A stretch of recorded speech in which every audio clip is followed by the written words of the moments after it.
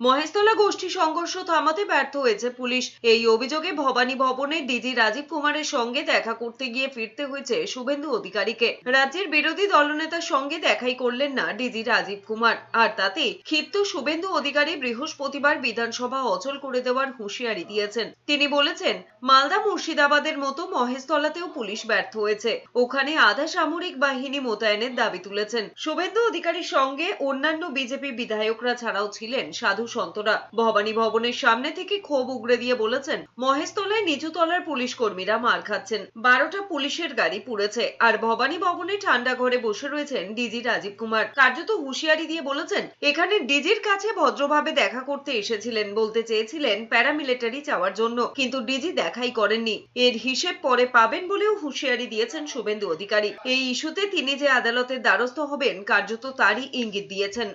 RAB কি paramilitary দেওয়ার দাবি করো? অলরেডি আমার লয়ার ডিজিপিকে মেল করেছে, আমরা কোর্টে তুলব। ওখানে হিন্দু সংখ্যা 20% বলি করছে, হিন্দু যদি বেশি থাকতো করতো না, পিঠের চামড়া তুলে দিতাম আমরা। চার পেড়াতে কিছু হবে না, মোথাবাড়ি যা, আজকে রবীন্দ্রনগর মহেশতলা তাই। এই মমতাকে হটাতেই হবে।